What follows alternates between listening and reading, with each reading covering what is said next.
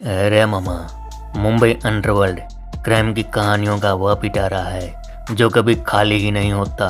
जब जब अंडरवर्ल्ड की बातें होती है तो दाऊद इब्राहिम और उसके भाइयों को याद किया जाता है। दाऊद 93 के बम धमाके के बाद पाकिस्तान जा चुका है, साथ में उसके भाई भी। दाऊद के साम्राज्य को बिल्ड करने में जैसे दाऊद के गुर्गों ने जितना रोल अदा किया, उसी तरह उसके भाइयों ने भी दाऊद को क्राइम का खलीफा बनाने में खूब साथ दिया।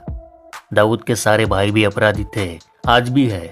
दाऊद आज जिंदा है, पर दाऊद के बदले हर बार उसके भाइयों की बलि चढ़ी है। दाऊद का भाई साबिर, जिसे गैंग वॉर में पठान गैंग ने मुंबई की सड़कों पर गोलियों से भून डाला था, जिस पर हम वीडियो बना चुके हैं। दाऊद का और एक भाई था नूरा, जिसे भी तड़पा तड़पा कर बड़ी बेरहमी से मौत के घाट उतार दिया गया था, वह भी पाकिस्तान में। पाकिस्तान दाऊद का सेफ हाउस माना जाता है। वहाँ की गवर्नमेंट पाकिस्तानी खुफिया एजेंसी ISI का संरक्षण मिलने के बाद भी दाऊद के भाई को पाकिस्तान में किसी ने भून डाला। अब यहाँ सवाल खड़ा होता है, क्या पाकिस्तान में भी दाऊद के दुश्मन रहते हैं? क्या दाऊद से भी बड़ा डॉन वहाँ रहता है? दाऊद के भाई को पाकिस्तान में किसने मारा, क्यों मारा? आइए आज के वीडियो में मुंबई अंडरवर्ल्ड से जुड़े इस घटना के बारे में विस्तार से जानते हैं।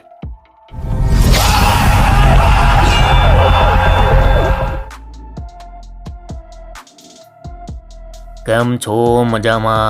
अरे मामा, कहानी में आगे बढ़े उससे पहले आपसे एक निवेदन है कि आपको हमारा कंटेंट पसंद आता है तो चैनल को सब्सक्राइब जरूर करें और कमेंट बॉक्स में अपने विचार भी लिखें।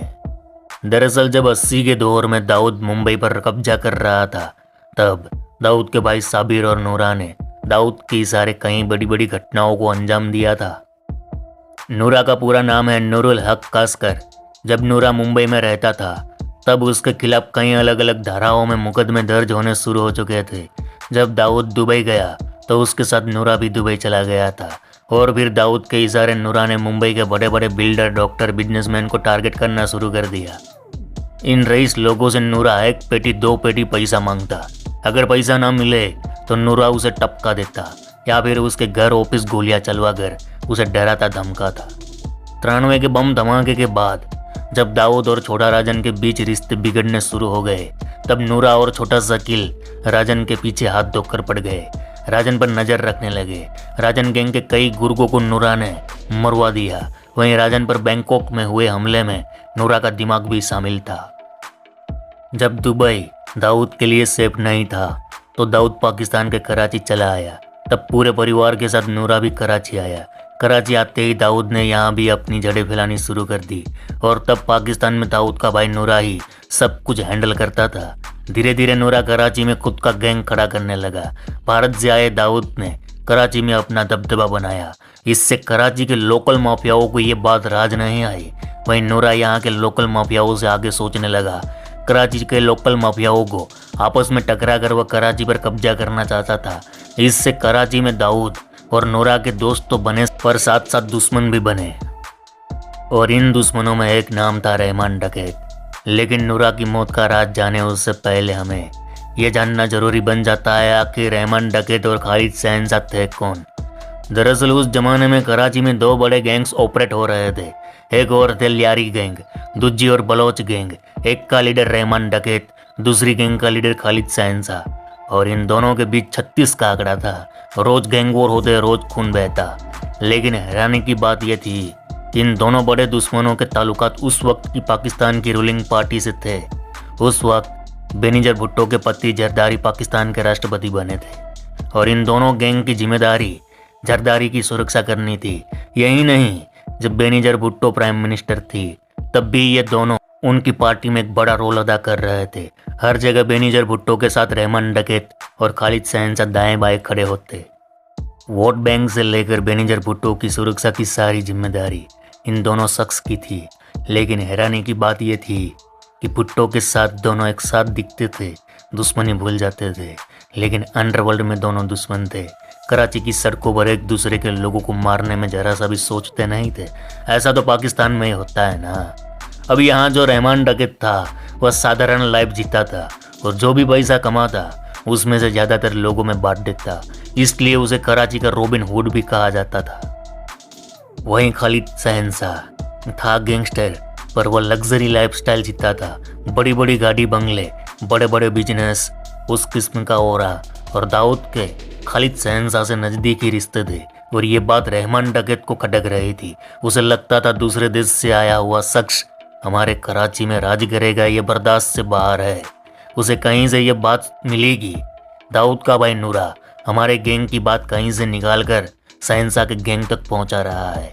और इसी सिलसिले में रहमान डकैत के लोगों ने एक रात दाऊद के भाई नूरा को किडनैप किया। 2 दिन तक उसको अपने कब्जे में रखा और खूब टॉर्चर किया। यही नहीं, उस वक्त मीडिया में ये खबरें छपी थी कि रहमान ने नूरा के बदले में दाऊद से $50 मिलियन की फिरौती मांगी थी। हालांकि $50 मिलियन वाली बात कितनी सच है ये तो राम जाने।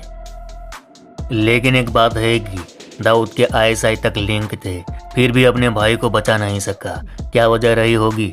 तब एक बात सामने आई थी कि रहमान डकैत के डायरेक्ट ताल्लुकात पाकिस्तानी गवर्नमेंट के साथ है और इसकी वजह से दाऊद की एक ना चली। तो हुआ यूं कि नूरा को 2 दिन अपने पास रखने के बाद रहमान डकैत ने तीसरे दिन सुबह सुबह उसकी बॉडी दाऊद के घर के सामने रखवा दी। दरअसल रहमान डकैत का अपराध करने का अपना स्टाइल था कि जो 2 पहियों वाली एक रेकड़ी आती है जिसका सामान को इधर उधर ले जाने में इस्तेमाल होता है। पूरे कराची में ये बात फेमस थी कि किसी की बॉडी जब रेकड़ी पर पड़ी हुई मिले तो समझ लेना ये रहमान डकैत का काम है। पुलिस भी फिर जांच पड़ताल नहीं करती थी। तो उस दिन रहमान डकैत ने नूरा को मारकर उसकी बॉडी रेकड़ी पर रखकर दाऊद के घर के सामने छोड़ दी। और तब ये बात पाकिस्तानी मीडिया में छपी थी कि दाऊद के भाई नूरा को रहमान डकैत ने मारा है और बदले में फिरौती भी मांगी जो दाऊद नहीं दे सका। और नूरा को मारकर उसकी बॉडी दाऊद के घर के सामने फेंक दी गई। यही नहीं, पाकिस्तानी मीडिया में तो ये भी छपा था कि नूरा की बॉडी में 7 गोलियों के निशान मिले हैं। लेकिन दाऊद के परिवार ने इस बात से इनकार कर दिया। उनका कहना था कि नूरा की मौत कोई मर्डर या गैंग वॉर नहीं बल्कि कैंसर से हुई है। लेकिन ये बात हजम नहीं हो रही थी। क्यों हजम नहीं हो रही थी, इसका जवाब नूरा की मौत के कुछ दिनों बाद हुई एक घटना में मिलेगा।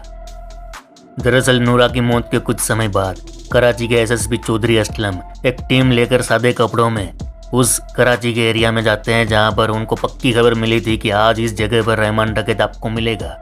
जब पुलिस टीम ने वहां रेड मारी तो रहमान डकैत उनको उस छोटी सी गली में घर में मिला। उसे अरेस्ट किया गया। लेकिन रहमान का एनकाउंटर करना यहाँ खतरे से खाली नहीं था, क्योंकि यहाँ रहमान को चाहने वाले लोगों की तादाद कुछ ज़्यादा ही थी। रहमान को छोटी सी भी खरोच आती तो लोग पुलिस को पीट पीट कर मार देते हैं। यहाँ बता दूं कि रहमान डकैत था एक बलोच और यह एरिया पूरा बलोच कम्युनिटी का था। और कहते हैं हर तीसरे बलोच के हाथ में हथियार होता है। तो बड़ी शांति से बिना हुड़दंग के पुलिस वाले रहमान डकैत और उसके 3 साथियों को गाड़ी में बिठाकर एक दूसरे इलाके में लेकर जाते हैं और फिर उसे फेक एनकाउंटर में मार देते हैं। अब सुनो मामा, रहमान का जिस तरह एनकाउंटर हुआ यह पैटर्न मुंबई अंडरवर्ल्ड में काफ़ी मशहूर था। मुंबई अंडरवर्ल्ड में जब कोई गैंग अपने विरोधी गैंग का सफाया करना चाहता है तब पुलिस को टिप्स देकर मरवा देता था। दाऊद भी इस तरह कई लोगों को अपने विरोधियों को एनकाउंटर में मरवा चुका है। और जिस तरह रहमान डकैत का फेक एनकाउंटर किया गया यह पैटर्न मुंबई अंडरवर्ल्ड से मिलता जुलता है। तब यहाँ शक होता है कि कहीं दाऊद के इशारे रहमान डकैत का एनकाउंटर तो नहीं किया गया जो नूरा की मौत का बदला हो। खैर, जब रहमान का एनकाउंटर हुआ फिर रहमान की बीवी और बहन एसएसपी चौधरी असलम के खिलाफ हाई कोर्ट तक जाती है और तब एसएसपी के खिलाफ एफआईआर दर्ज होती है।